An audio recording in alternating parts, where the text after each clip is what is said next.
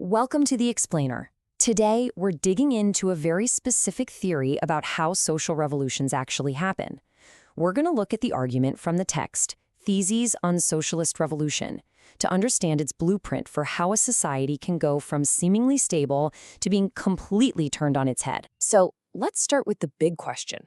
What does it actually take to start a revolution? Is it just a random explosion of anger? Well, this theory argues no. It's more like a very specific recipe, and it requires the right social, political, and economic ingredients to all come together at the exact same time. All right, so here's how we're going to break this all down. We'll start with what the text calls the revolutionary situation. Then we'll get into the crisis of hegemony. From there, we'll see the two big potential outcomes, revolution or counter-revolution. We'll look at the role of the party in tipping the scales, and finally, the ultimate goal of transforming society's structure.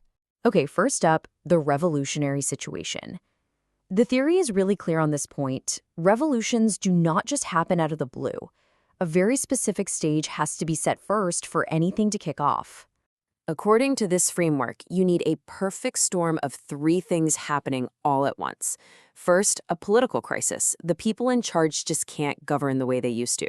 Second, a social crisis. The people on the ground flat out refuse to be ruled in the old way anymore. And third, holding it all together, a major economic crisis that's causing widespread suffering. Now, that second condition, the people refusing to be governed, is seen as the most critical piece of the puzzle. And that leads us right into our next section, the crisis of hegemony. This is the moment when the social glue that holds everything together just dissolves. So what in the world is hegemony? Well, think of it as the invisible force field that holds a society's power structure together. It's not just about police or the military.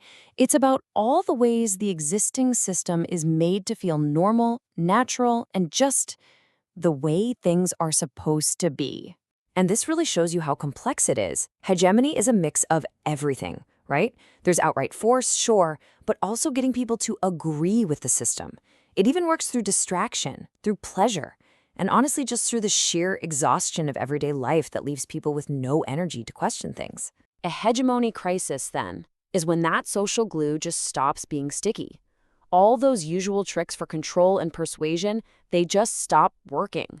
A huge number of people stop accepting, stop approving of, and stop tolerating the way things are. They basically withdraw their consent to be governed. So, when this crisis hits and everything's unstable, it doesn't automatically mean a socialist revolution is right around the corner. This theory actually presents this moment as a critical fork in the road with two completely different destinations. At this breaking point, society can snap in one of two directions.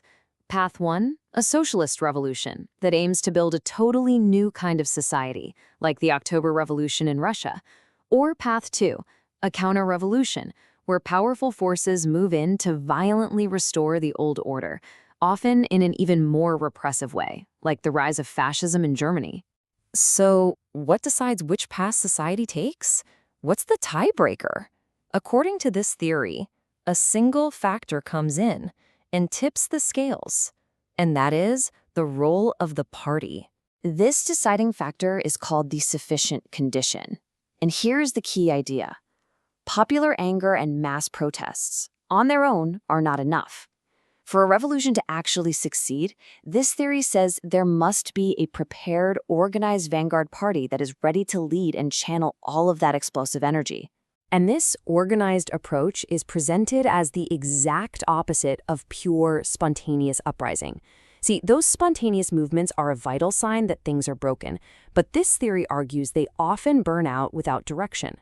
The party's job is to step in, provide that direction, and, this is crucial, to act from within the mass movement, not as some outside force. Now, this kind of work has to start long before any crisis actually hits.